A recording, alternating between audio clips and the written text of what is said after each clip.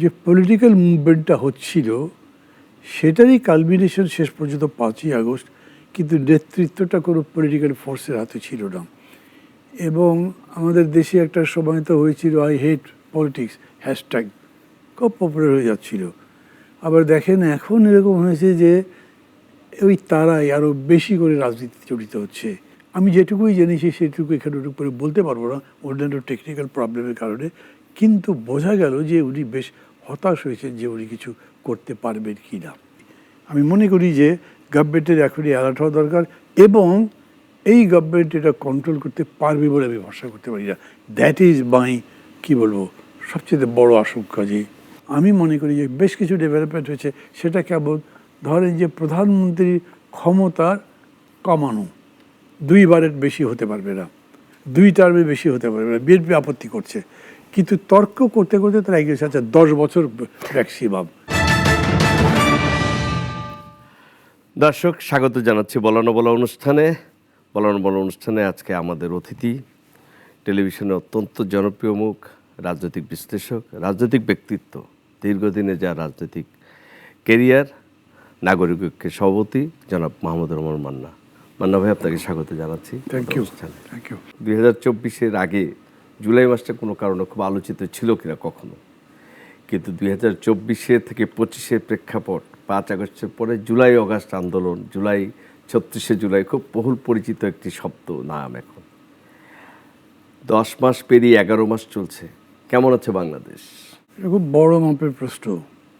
মানে জানেন, প্রশ্নটা করা যায় খুব সহজে, কিন্তু জবাব দিতে গেলে অনেক বড় একটা ক্যানভাস করতে হয়। আমি খুব মানে আপনি যেরকম করে প্রশ্ন করেছেন সেইভাবে যদি বলি, এটা ভালো মন্দ মিশিয়ে যে সম্ভাবনার সূচনা হয়েছিল জুলাইয়ে বা আগস্ট 5-এ, এই সম্ভাবনার দরজাটা এখনো খোলা আছে। স্বপ্ন এখনো মানুষের মধ্যে আছে, কিন্তু স্বপ্ন অনেকটা ফিকেও হয়ে গেছে। মানে আশা আছে মানুষের মধ্যে, আবার সে আশার প্রশ্ন তৈরি হয়েছে। সব মিলে এটা গড়াচ্ছে, এইটুকু বলতে পারি। আমি যদি আপনার কথা বলি, মানে আপনাকে আমি দেখেছি যে শেখ হাসিনার সরকারের সময় যখন তার দোর্দণ্ড প্রতাপ, ওয়ার্ল্ড স্ট্রিট জার্নাল আপনাকে বলেছিল যে আপনি সরকারের সবচেয়ে কঠোর সমালোচনাকারী। আপনি শেখ হাসিনার সরকারকে, শেখ হাসিনার প্রধানমন্ত্রী থাকা অবস্থা বলতেন 420 গভর্নমেন্ট, আপনি বলতেন। জি, মানে যখন অনেকে কথা বলার সময় ইনিয়ে বিনিয়ে বলত। আজকে প্রেক্ষাপটে এসে যদি কোনো কারণে অনেকেই বলছেন যে সমালোচনা করা হয় খুব কঠোরভাবে, তাহলে তাকে সফট ট্যাগ দিয়ে দেওয়া হচ্ছে, ট্যাগ দেওয়া হচ্ছে। কথা বলার জন্যই তো আন্দোলন হয়েছিল, বাক স্বাধীনতার জন্য তো আন্দোলন হয়েছিল। আমরা কি সেই জায়গায় আছি মান্না ভাই? মানে ট্যাগ দেবার কথা যদি বলেন, এটাও আবার আর একটা আলোচনা। এমনিতে professor Yunus time and again বলেছেন যে কথা বলার জন্য আমি কারো শাস্তি দেবো না। তিনি বলেছেন মন খুলে সমালোচনা। হ্যাঁ, সবসময় বলেছেন। এবং আমি এরকম মনে করি যে কথা বলার জন্যেই সাজা হয়েছে, বাই অ্যান্ড লার্জ না। কিন্তু আবার এও ঠিক যে মানে কথা বলা ছাড়া আর খুব অপরাধ পাওয়া যায়নি, সেরকম লোককেও গ্রেপ্তার করা হয়েছে, জেলে আছেন, সেরকম ঘটনাও আছে। এই যে এটার জন্য আমি বললাম যে মানে আশা নিরাশার একটা দোলাচলের মধ্যেই দেশে আছে।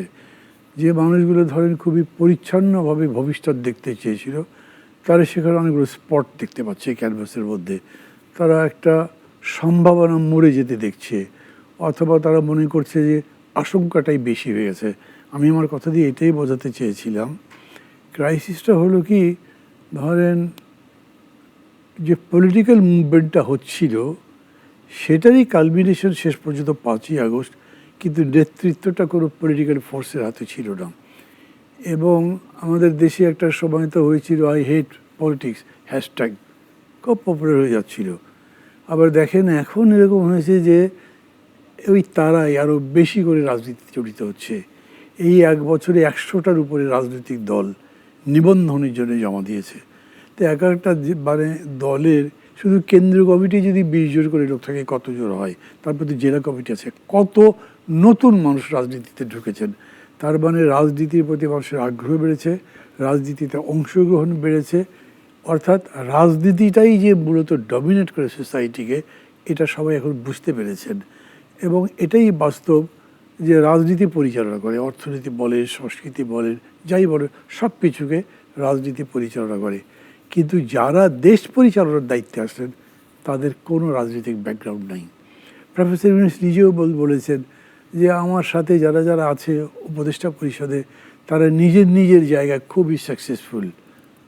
ঠিক কথা, কিন্তু যেই জায়গায় তারা এলেন এই জায়গায় তারা কোনো ট্র্যাক রেকর্ডই নেই। ইভেন যদি ডক্টর ইউনূসের কথা ধরেন, উনি নাগরিক শক্তি করতে গিয়েছিলেন, পারেননি, এক কথায় পারেননি, ছেড়ে এসছেন। এবং এখন পর্যন্ত আমি জানি প্রফেসর ইউনূস রাজনীতি খুব, মানে হি ডাজেন্ট টেস্ট, খুব ভালো লাগে না, কমফোর্টেবল নয়। উনি ক্ষমতায় আসবার পরে বা দায়িত্ব নেবার পরে এই 1 বছরে রাজনৈতিক নেতাদের সাথে রাজনীতি নিয়ে কথা বলেছে তার কোনো উদাহরণই নাই। একমাত্র লন্ডনে যেটা আছে সেটাও আমি মনে করি একটা ইস্যু, মানে ইলেকশনটা কিভাবে করা যাবে সেইটা। না হলে ধরেন মানে এরকম হয় না, এই যে আমরা যেমন কথা বলছি, আমি আপনাকে খুব ভালো করে চিনি না, আপনি আমাকে হয়তো চিনি না, আমি মানে পলিটিক্যাল অ্যাক্টিভিটিতে আছি বলে, কিন্তু তাও আমরা কথা বলছি। এবং আমাদের কথা বলার মধ্যে এরকম নয় যে একটা জড়তা আছে, কথা বলতে শিখেছি, কথা বলে বলে অভ্যস্ত আছি, মানুষের সাথে মিশতে একটা বাধা তৈরি হয় না, বা থাকলেও সেটা দূর করতে পারি। কিন্তু ধরেন যারা আমলা, যারা ব্যবসায়ী, মানে ঠিক কোনো সোশ্যাল অ্যাক্টিভিটিতে নাই, সেই মানুষগুলো কিন্তু নতুন কোনো কিছুকে এনকাউন্টার করতেই একটু হেসিটেট করেন, বিব্রত বোধ করেন। তো প্রফেসর ইউনূসের সরকার আমি দেখেছি রাজনীতিতে সে এই 1 বছরে রাজনীতির মোকাবেলা করতে পারেননি। ওনারা এরকম একটা আচরণ প্রথম দিকে করেছি যে ওরা তো রাজনীতি করছেন না, but governance itself is politics. মানে এইটা যদি না বোঝেন তাহলে চলবে কেমনে? আমি এরকম কথা একজন দায়িত্বশীল লোককে বললাম একদিন, উনি খুব অবাকে বললেন যে আপনি খুব একটা দাবি কথা বলেছেন তো। আমি বললাম আমি দাবি কথা কোথায় বললাম? আপনি নওয়াব সিরাজদৌল্লার ডায়লগ শোনেননি, রাজাকে রাজনীতি জানতে হয়? এ তো খুবই কমন, সবাই জানে। আপনি রাজনীতিই করছেন, কিন্তু হ্যাঁ আপনারা তো পার্টি করছেন না, হতে পারে আপনারা যেটাই করছেন এখন সেটা রাজনীতি, এই রকম ইয়ে করা দরকার। তো হয়েছে কি, রাজনীতিটা না বোঝার কারণে, না জানবার কারণে, না সংস্কার করতে পেরেছেন, না রাজনীতি করতে পেরেছেন। ইভেন ধরেন এত বড় মানুষ, যিনি একজন বড় অর্থনীতিবিদ, নোবেল পেয়েছেন, তিনিও দেশের ইকোনমির উপরে খুব খুব পজিটিভলি ব্রাইট কথা বলতে পারবেন আমি সেরকম মনে করি না।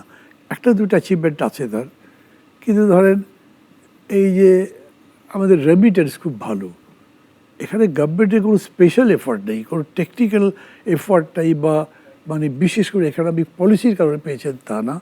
আগের সরকারটা ছিল যে আমি বললাম চোর 420, মানুষ টাকা পাঠাতে ভয় করতো বাইরে থেকে, মানুষ ব্যাঙ্কগুলো কোনোদিন ধসে যায় না কী হয় এগুলো ভয় ছিল। কিন্তু এই গভর্নমেন্ট আসবার পরে এটা খুব স্পষ্ট যে এই গভর্নমেন্ট চোর নয়, এই গভর্নমেন্টের কেউই সরকারি টাকা, রাষ্ট্রের টাকা মেরে খাবে এরকম কেউ এখনও মনে করে না, এবং দ্যাট ইজ আ ফ্যাক্ট। তো টাকা পাঠাতে অসুবিধা কি? তারা যখন অ্যাপিল করেছে টাকা পাঠান, এখন তো ওই অবস্থা নেই, রিজার্ভ কোথায় চলে গেছে, এবং আমরা অনেক লোন কিছু কিছু শোধ করছি, এবং ওইটার দিকে একটু স্বস্তির ব্যাপার। কিন্তু পলিটিক্যালি কিছু করতে পারেন নাই বলে আপনি যত ভালো গভর্নমেন্ট হন, যত আপনার ইন্টারন্যাশনাল ক্যারিজমা থাকুক না কেন, ইনভেস্টমেন্ট যে বাড়বে না সেটা বুঝতে পারি নাই। ইউরোপিয়ানরা একদম স্ট্রেট বলেছে যে আমরা ইলেকশন চাই তাড়াতাড়ি, নাহলে দেবো যে আজকে যাচ্ছে কালকে তা থাকবে তার তো কোনো গ্যারান্টি নেই। তো এই কারণে ইনভেস্টমেন্ট হচ্ছে না। ইনভেস্টমেন্ট হচ্ছে না মানে হচ্ছে যে আপনার এমপ্লয়মেন্ট হচ্ছে না, তার মানে বেকারত্ব বাড়ছে, এবং মানে কতগুলো বিষয় আছে। ওই যে বললাম ধরেন এটা যে একটা পলিটিক্স, এই গভর্নমেন্ট আসবার পরে এই কয় মাসে 1 বছর হয়ে গেছে অলমোস্ট, আমাদের পুলিশ ইজ নট স্ট্রিমলাইন্ড। আপনার সাম্প্রতিক সময়ের কয়েকটি উক্তি খুবই মানুষের কাছে মানে বলবো একবার সুন্দরভাবে মনে দাগ কেটেছে। প্রফেসর ইউনূস সাহেব আপনার আপনি শিক্ষক ছিলেন, আপনি তার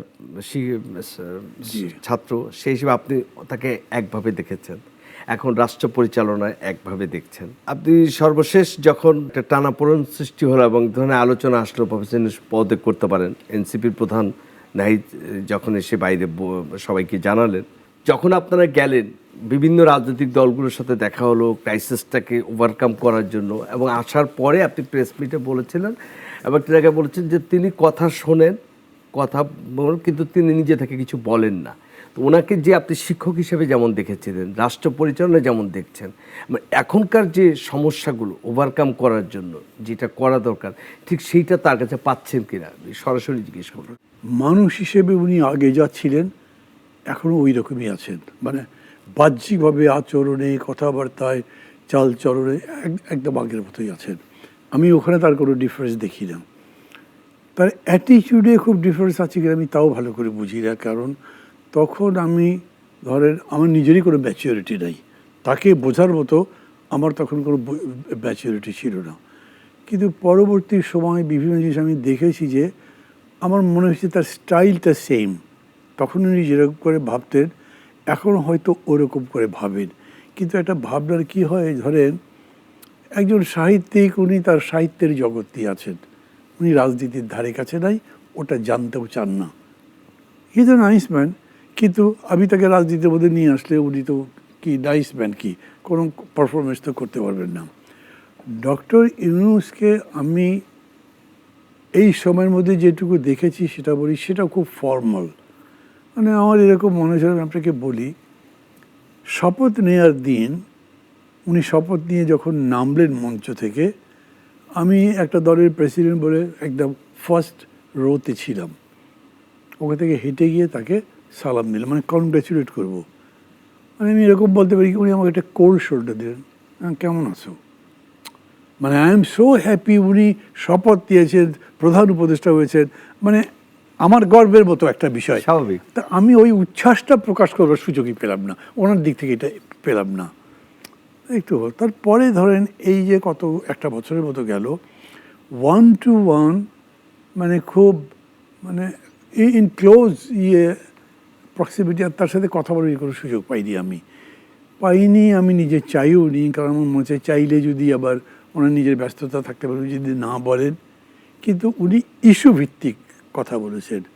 এই শেখ মুজিবের মৃত্যু দিবস কী করা যেতে পারে, এই পূজাতে কী করা যেতে পারে, কোনো সাম্প্রদায়িক দাঙ্গা হবে কি না, ওই যে আগরতলাতে আমাদের হাই কমিশন অফিসে হামলা করা হলো, এগুলোর উপরে এই ইস্যুতে কথা বলেছেন।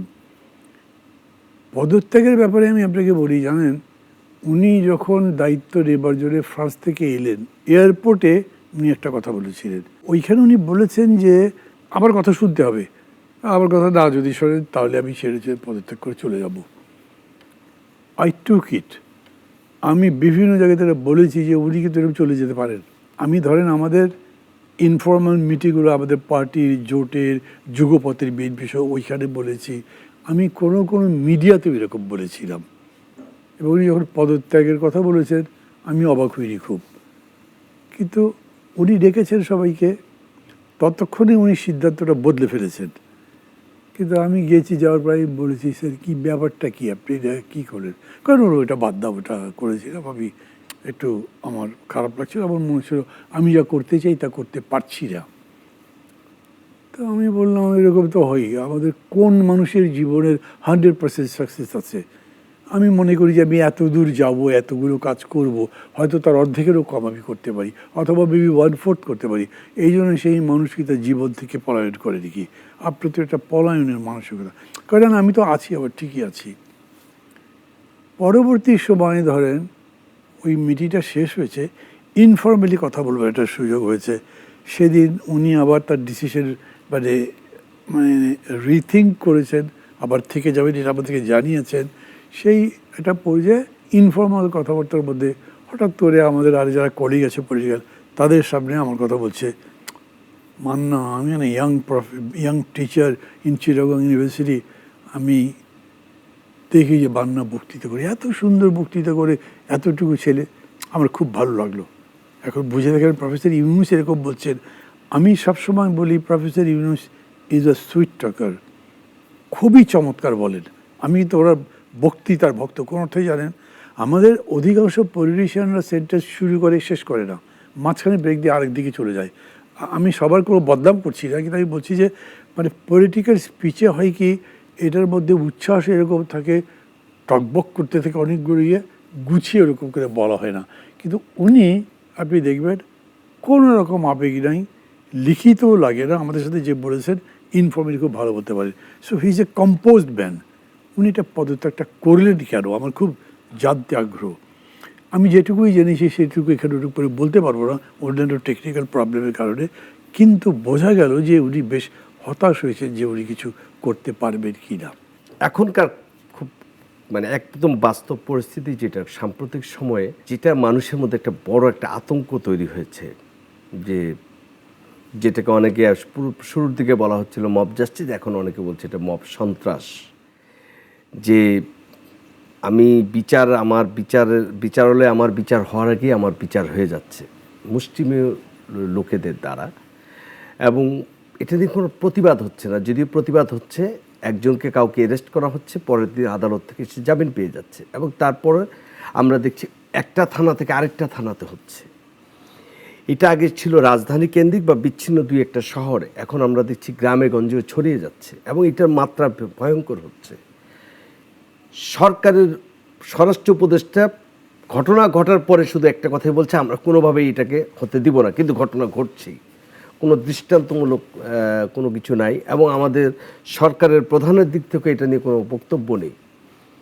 আপনি একজন সচেতন নাগরিক হিসেবে আপনাকে জিজ্ঞেস করছি যে আপনি কি বিষয়টাকে আতঙ্কিত হন কিনা, বা চিন্তা করলে আপনার নিজের অনুভূতি কী?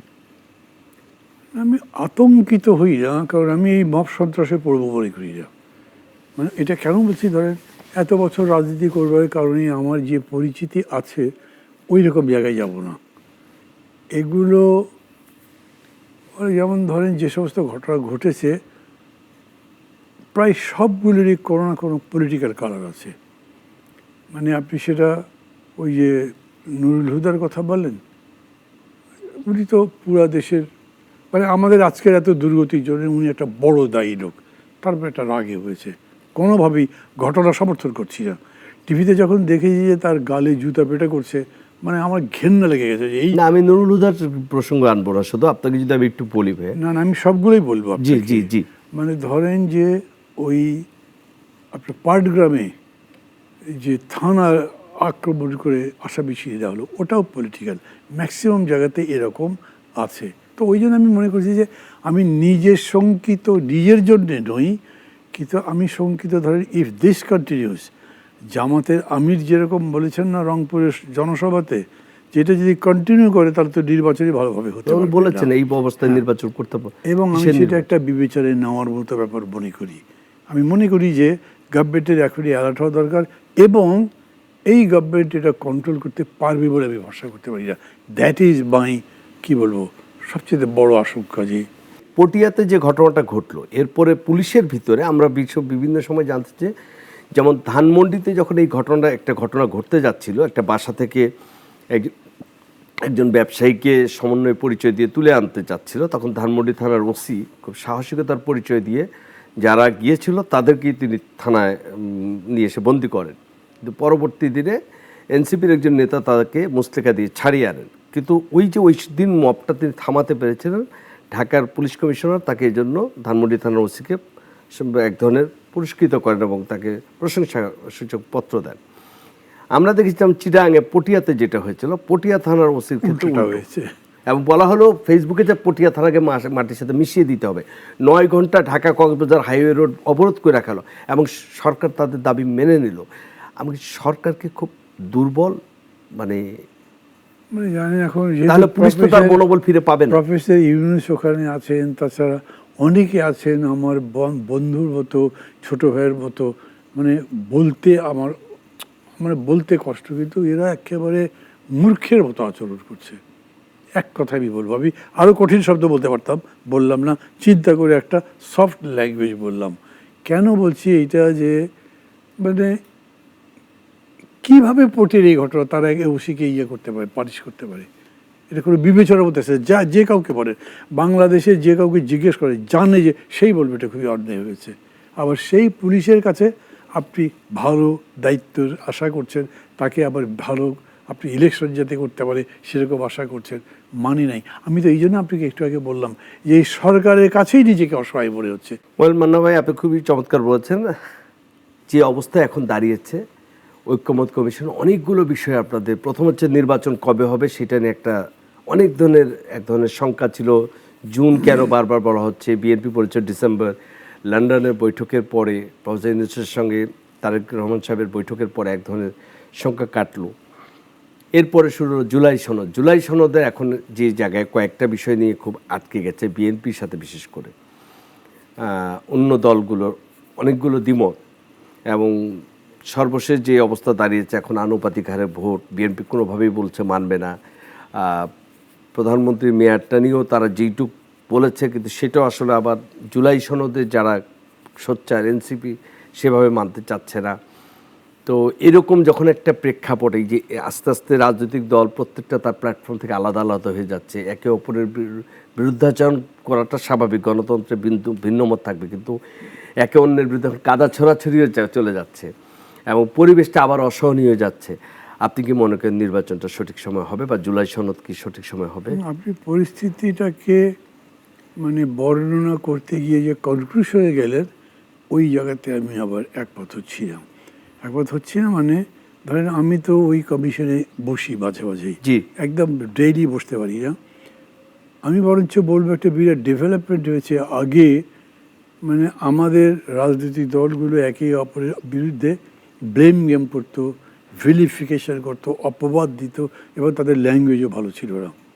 কিন্তু এই যে একসাথে বসা এবং পরস্পর বিরোধী আচরণগুলো বা কথাবার্তাগুলো বলার মধ্যে মানে যথেষ্ট হৃদ্যতার সম্পর্ক থাকে ওখানে।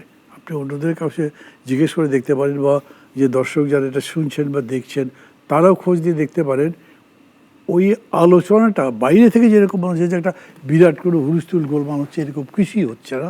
বরঞ্চ বিরোধিতা করা সত্ত্বেও পাশাপাশি বসে দুজন কথা বলছে, সব কিছু করছেন। এটা একটা ডেভেলপমেন্ট হয়েছে। আর ধরেন যে সমস্ত বিষয় নিয়ে পার্থক্য বলছেন, এই পার্থক্যগুলো হওয়া কিন্তু খুব জেনুইন হতে পারে। আপনি যদি আনুপাতিক ভোটের কথা বলেন, আমার দল প্রথম আমরা আনুপাতিক সমর্থন করেছি, পরে বিরোধিতা করেছি। কেন বিরোধিতা? মানে যে আমরা বলেছি যে আমরা ওই জায়গায় থাকছি না, তখন আওয়ামী লীগ ইলেকশন করবে বলে মনে করেছি। তো আওয়ামী লীগ যদি ভোট করতে পারে, কারণ সবসময় তো ইনক্লুসিভ ইলেকশনের কথা বলছেন গভর্নমেন্ট এই পজিশনগুলো যদি আগে থেকে ক্লিয়ার করতেন তাহলে হয়তো এই কনফিউশনটা হতো না। আমার কাছে মনে হয়েছে যে আওয়ামী লীগ যদি ইলেকশন করতে পারে, that is the opposition party, এরকম বলেছে আমার। মানে বিএনপি এখন একক এবং এই আন্দোলনের একটা বিজয় শক্তি, তারা হয়তো জয়ী হয়ে ক্ষমতায় যাবে, কিন্তু আওয়ামী লীগ এটাতে বেশি প্রপোর্শনেট ভোট পাবে। তো নীতি কিন্তু কোনো সময় বাস্তবতার সাথে ক্ল্যাশ করলে আপনি বাস্তবের ডিকটেশন শুনবেন, এটাই নিয়ম। মানে লেনিনের একটা কথা আছে, theory my friend is grey, theory my friend is grey, evergreen is the tree of life. তো আপনার জীবন বৃক্ষ কি বলছে, যেটা হলে ওরাই আবার দাঁড়িয়ে গেল। তো আমার বিজয় যে হলো সেটাকে অন্যভাবে কলুষিত হয়ে যাওয়ার সম্ভাবনা, নাথিং ডুইং, এটা করা যাবে না। এখন এই যে ধরেন আনুপাতিক, এটার ব্যাপারে একটা বছর ধরে কিছু করা হয়নি। আনুপাতিক ভোট যদি করতে যান, সেটা সিস্টেম আছে। তো কীরকম করে হবে? একটা তো সারা পৃথিবীতে যেরকম হয় যে দলগুলো তাদের ক্যান্ডিডেট ডিক্লেয়ার করবে according to order of presidents, অর্থাৎ তারা যদি প্রপোর্শনেট হতে পারে, ধরেন তারা ভোট পেয়েছে 30%, তাহলে টোটাল সিটের 30% তারা পাবে। এই 30% তার দেওয়া লিস্টের 1 নম্বর থেকে ক্রনোলজি ধরে নিচে আসবে, এইরকম করে হবে। তো ওইটা দিতে হবে। তো মানুষ এলাকাতে যে ভোট দেবে সে তার ক্যান্ডিডেট পাচ্ছে না, এটা সে কীভাবে নেবে? আপনি টেস্ট করেন নাই এইরকম। তাছাড়াও হলো কি যে এই যে লিস্টগুলো দেওয়া হবে, সেই লিস্টের মধ্যে যদি 2 নম্বরই হয়, 2 নম্বরই মানে কি, যোগ্য লোকটাকে দিচ্ছেন না, খারাপ লোকটাকে দিচ্ছেন। এই যে মানুষ টেস্ট করে দুনিয়াতে খারাপ লোকই আসছে আবার। তো এই পরীক্ষার ব্যাপারটা আপনি করতে পারতেন এর মধ্যে 1.5 বছর সময়ে হয়তো করা যেত, কিন্তু এখন এটা আর সম্ভব না। ফলে যারা এখনও এটা বলছেন, আমি তাদেরকে মনে করি যে তারা আসলে এই বাস্তবতাটুকু বুঝতে ভুল করছেন। এত অল্প সময়ের মধ্যে এটা করতে পারবেন না। কিন্তু আমরা আবার যদি উচ্চকক্ষ হয়, মানে বাইলেটারাল লেজিসলেচার হয়, কি বলে বাইক্যামেরাল লেজিসলেচার হয়, তাহলে আমরা আপার হাউস যেতে চাই। কেন আপার হাউসটা কি হবে? আপার হাউসটা অনেকটা হাউস অফ লর্ডস হবে না, কিন্তু সেটা একটা ইন্টেলেকচুয়াল প্রফেশনাল বা একটা এক্স্যাক্টলি লোয়ার হাউস যা সেটাই আপার হাউস হবে না। বুঝতে পারছি। বিএনপি আবার কি করছে, তারা বলছে যে নিচে যে প্রপোর্শনে আমরা সিট পেয়েছি ঠিক সেই প্রপোর্শনে আপার হাউসে সিট পাবো। তাহলে তো এটা রিপ্লিকা হয়ে গেল। আমরা এটা সাপোর্ট করছি না, অপোজও করছি, কিন্তু আমার কথাই যতক্ষণ অপোজিশন বোঝা গেল। কিন্তু আমি লোয়ার হাউসে এটা চাচ্ছি না। আমি এই জন্য চাচ্ছি না যে এখন এটা পারা যাবে না। লোয়ার হাউসে এরকমই থাক, ইজি প্রসেসে, আপার হাউসে ওইভাবে করেন। এগুলো আলোচনা তো হতেই পারে, আমারটা থাকবে এমন কোনো কথা নেই। আর যারাই সিদ্ধান্ত করবে তাদের একটা জিনিস তো ভাবতে হবে যে আমরা যেটা করছি সেটা সাস্টেইনেবল হবে তো, পরবর্তী পার্লামেন্ট সেটা অ্যাগ্রি করবে তো। এখন যদি পরবর্তী পার্লামেন্ট দেখা যায় যে একদম 2/3 মেজরিটি বিএনপি জিতবে, তো কিছু করেই তো কোনো লাভ নেই। সো তাদের কথা শুনতে হবে। আপনার কাছে শুনতে খারাপ লাগবে, কিন্তু আপনি পার্লামেন্টারি পদ্ধতির বাইরে তো যেতে পারবেন না। এগুলোর জন্য আপনি পার্সিউ করবেন, বোঝাবেন এইভাবে ভালো হচ্ছে, এবং সেরকম করে আমি মনে করি যে বেশ কিছু ডেভেলপমেন্ট হয়েছে। সেটা কেমন, ধরেন যে প্রধানমন্ত্রীর ক্ষমতার কমানো 2বারের বেশি হতে পারবে না, 2 টার্মে বেশি হতে পারবে না। বিএনপি আপত্তি করছে, কিন্তু তর্ক করতে করতে তারা এগিয়ে আচ্ছা 10 বছর ম্যাক্সিমাম। এটাও এক ধরনের ইয়ে, একটা ভালো একটা সমঝোতা হলো। আর্টিকেল 70 ব্যাপারেও তারা এগ্রি করতে অনেকটাই তার বেশি, কিন্তু এটাও একটা জিনিস আসছে। তারপর এই যে আপনার কি বলে এই স্ট্যান্ডিং কমিটিতে বিরোধী দলের ইয়েদের দেওয়ার কথা, নারী সদস্যের ব্যাপারটা এখনও ফাইনাল হয়নি, কীরকম করা হবে ওটার মধ্যে একটু জটিলতাও আছে।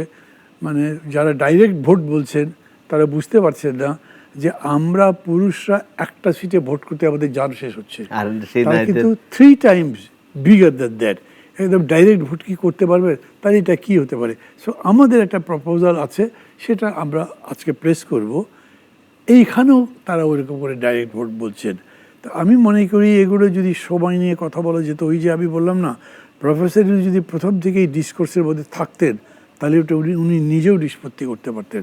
কিন্তু আপনি লাস্ট টাইমে আনছেন, এই যে বলেছে না যে কই প্রপোর্শনের কথা তো আগে বলা ছিল না, আসলে তো বলেননি আগে। কিন্তু আগেই যদি আপনি বলতে দেবেন, কথা বলতে থাকতেন আমাদের কিন্তু এই প্রপোজাল আছে, ওরা আপত্তি করতো। পুরা 1 বছর মানে 11 মাস এবং পরে 7 মাস, 1.5 বছর ধরে চর্চা করে আপনি আসতে পারতেন। সেটা নিশ্চয়ই আপনার কথাটাই ঠিক, এবং এটা হয়তো বা আলোচনাটা যদি শুরু থেকেই এই কেন্দ্রিক থাকতো, মানে শেষের 4 মাস যতটা এগ্রেসিভলি হলো, এটা যদি শুরু থেকে হতো, তাহলে রাজনীতিবিদরা, রাজনৈতিক দলগুলো সমঝোতার মাধ্যমে আরও বেশি দ্রুত বিষয়টাকে ত্বরান্বিত করতে পারতো। আমরা একটা সুন্দর যেই প্রত্যাশা, যেই মানুষের যে প্রত্যাশা যে একটি সুন্দর সমঝোতা হবে, জুলাই সনদ হবে এবং সঠিক সময়ে নির্বাচন হবে, দেশ নির্বাচনমুখী থাকবে, মানুষ একটি নির্বাচিত সরকার পাবে এবং নির্বাচিত সরকার এসে দেশটিকে গড়বে, এই প্রত্যাশায় রহমান ভাই আজকে এখানেই শেষ করছি। আপনাকে অসংখ্য ধন্যবাদ নাগরিকে আসার জন্য। প্রিয় দর্শক, আজ এখানেই শেষ করছি। দেখা হবে আগামী অনুষ্ঠানে। ভালো থাকুন, সুস্থ থাকুন।